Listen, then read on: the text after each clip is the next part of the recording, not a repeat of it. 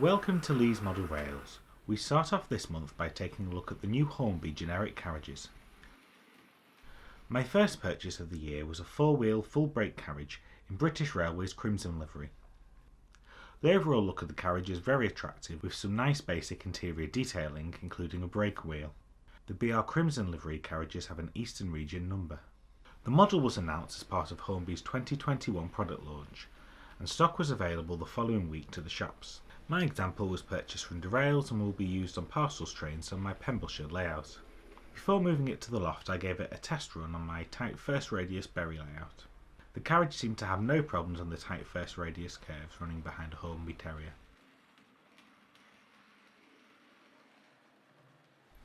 On moving to the loft the carriage looks right at home in the middle of a Parcels train. Going forward I'll probably weather the carriage losing the pristine finish. The generic carriage range is a range of 4 and 6 wheel carriages loosely based on the Stroudley LB&SCR carriages and are available in a wide variety of liveries.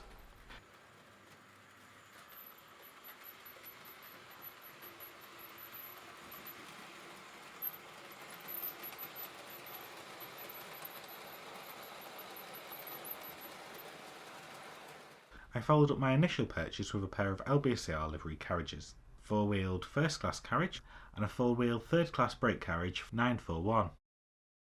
Again on first look they're very attractively finished third class carriages having different interior detailing and the models also come with setboards if you wish to add them. Running as a pair, the carriages look lovely behind my LB&SCR livery in Stepney and this will be one of my main trains around the Christmas tree. Hattons will also be releasing a range of generic 4 and 6 wheel carriages with and without lights later in the year. I plan on adding some Hattons BR liveried examples to my Parcels and departmental fleets, so it'll be interesting to see how they compare. All the Hornby models, excluding the full brakes, are available with or without LED lighting. I was keen to purchase carriages with lighting to run under the Christmas tree, and as I run off DC I really like the idea of battery lighting, as when a train stops at the station, the lights will stay on. The lighting is operated by a reed switch operated by a magnet. I found this a bit hit and miss to operate. On first testing I also had issues with the first class carriage turning its lights off after a couple of circuits, and when running on my main layout the problem was even worse and occurring on both carriages, with the lights seeming to turn themselves on or off, mainly when passing over power feeds or points.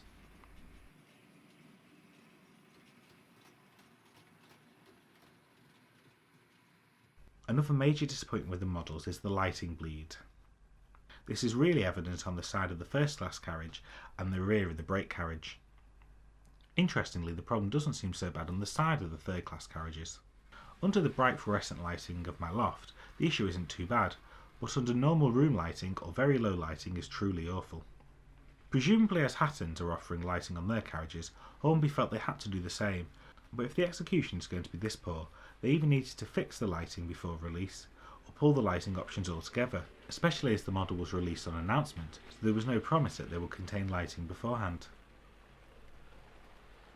I will have to think now about how I go forward with these carriages, whether to reduce the lighting bleed by either painting, using some card or some black tat. I feel this will be easier on the sides of the first class carriage rather than the rear of the brake carriage.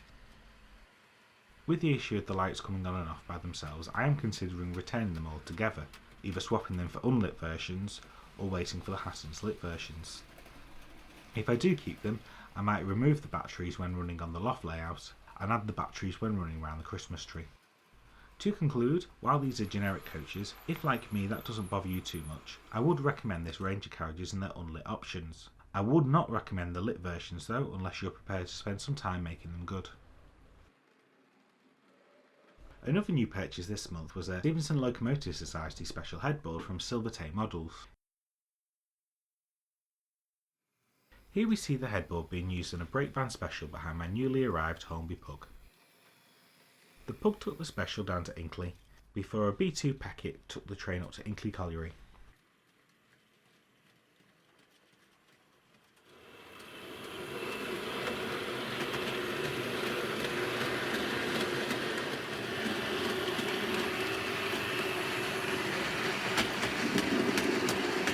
The combination of a Pug and 4 brake vans was inspired by pictures of the L&Y Pug Railtour ran in 1967 by the Locomotive Club of Great Britain and Roch Valley Railway Society.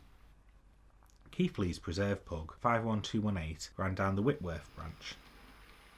Pictures of the train crossing the Healey-Dell Viaduct inspired me to run the train round my Bury layout. The tooling of the Pug is quite old, inherited from Dapple, but it is still a lovely little model, although not as smooth and as capable at slow running as more modern design models. Currently in the final stages of construction is my PDF Models Leanne. We'll take a closer look at this next month.